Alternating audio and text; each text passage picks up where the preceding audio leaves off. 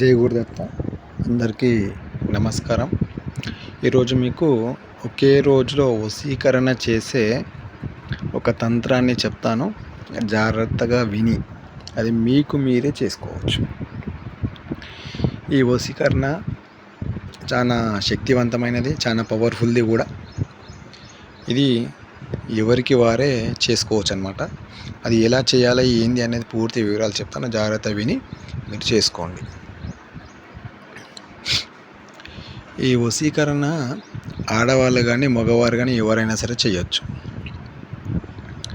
దీనికి కావాల్సిన ఐటెం ఏంటంటే ఒక రెడ్ కలర్ మార్కరు, ఒక నాటు కోడి గుడ్డు, అదేవిధంగా ఒక చిన్న గురిగి అంటే చిన్న కుండ లాంటిది గురిగి, దానికి కావాల్సిన మూత, 5 రంగుల దారం, ఒక తేనె సీసా. ఇది మనకు కావాల్సింది. అయితే ఏం చేయాలంటే ఒక నాటు కోడిగుడ్డు తీసుకొని రావాలి. తీసుకొని వచ్చిన తర్వాత ఆ కోడిగుడ్డు మీద ఎవరినైతే మీరు వశం చేసుకోవాలి అని అనుకుంటున్నారో వాళ్ళ పూర్తి పేరు రాయాల్సి ఉంటుంది. రాసిన తర్వాత వాళ్ళ కింద మీ పేరు రాయాల్సి ఉంటుంది. ఓకేనా? వాళ్ళ కింద మీ పేరు రాయాల్సి ఉంటుంది. అలా పేరు రాసిన తర్వాత ప్లస్ అని చెప్పేసి పెట్టండి. పెట్టేసి తర్వాత మీ పేరు రాయండి. ఓకేనా? రాసిన తర్వాత ఈ కోడిగుడ్డుకి గుగ్గిల ధూపం అనేది వేయండి. ఓకేనా? గుగ్గిల ధూపం అనేది వేయండి. వేసిన తర్వాత దాని మీద కొంచెం కుంకుమ వేయండి. కుంకుమ వేసిన తర్వాత ఆ గురిగి ఏదైతే ఉంటుందో ఆ గురిగిలో ఆ కోడిగుడ్డుని పెట్టండి. పెట్టేసి 5 ఎర్ర గురిగింజలు ఉంటే చాలా బెటరు. అవి కూడా తెచ్చుకొని ఆ గురిగింజలు కూడా దాంట్లో వేయండి. వేసేసి అది మీ చేతిలో పట్టుకోండి. దాంట్లో తేనె పోయండి. ఓకేనా? తేనె పోసేసి మీ చేతిలో పట్టుకొని మీరు ఎవరి గురించి అయితే వశం చేయాలనుకుంటున్నారో, ఎవరి గురించి అయితే చేస్తున్నారో అది అలా పేరుని 108 సార్లు మీరు అనుకోరు మనసులో. ఓకేనా? మీ మనసులో అనుకోవాలి. చేసేటప్పుడు మీ మనసు, మీ మైండ్ అంతా కూడా వాళ్ళ మీదనే ఉండాలి. మీ ఇష్ట దైవాన్ని ఫస్ట్ పూజ చేసిన తర్వాత ఇది చేసుకోవాలన్నమాట. ఎవరైనా చేసుకోవచ్చు, ఆడవాళ్ళు కానీ మగవారు ఎవరైనా సరే చేసుకోవచ్చు. అలా పేరు అనుకుంటా వాళ్ళు నాకు వశం కావాలి అని చెప్పేసి మీరు మనసులో అనేది అనుకోవాలి. ఓకేనా? ఇది అయిపోయిన తర్వాత ఏం చేయాలి, దాని మీద మూత అనేది పెట్టేయాలి. ఓకేనా? మూత పెట్టేసి 5 రంగుల దారంతో దాన్ని చుట్టేయాలి. ఒక 5 చుట్లు చుట్టేసి సరిపోతుంది.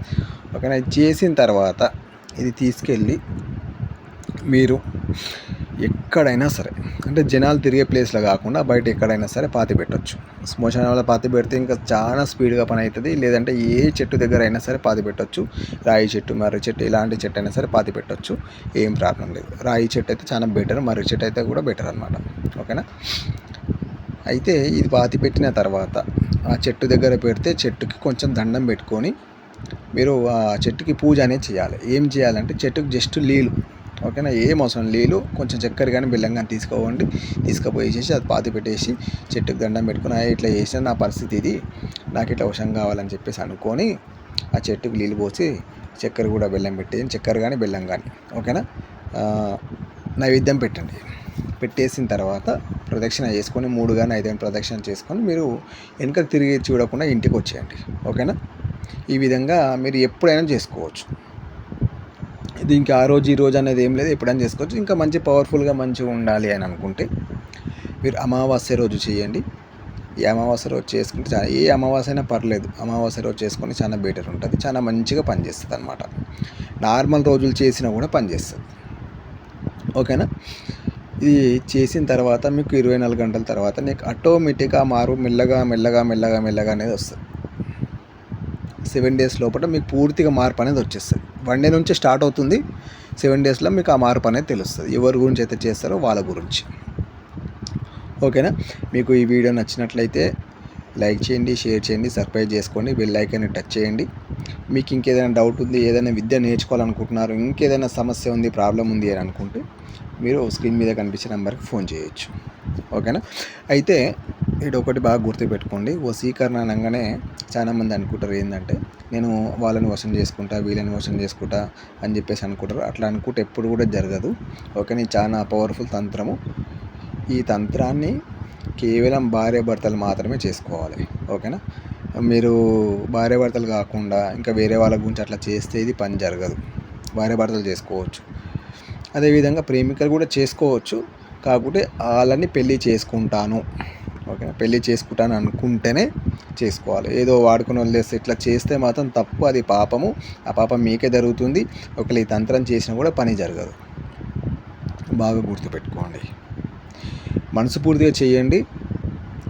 మీకు ఎవరైతే ఉన్నారో వాళ్ళ గురించి పూర్తిగా మనసు పెట్టి చేయండి. అప్పుడు దాని రిజల్ట్ ఏందనేది మీకు ఖచ్చితంగా తెలుస్తుంది. కానీ స్వార్థంగా ఏదో చేయాలని చెప్పేసి చేస్తే మాత్రం దాని రిజల్ట్ అయితే రాదు. జై గురుదత్త.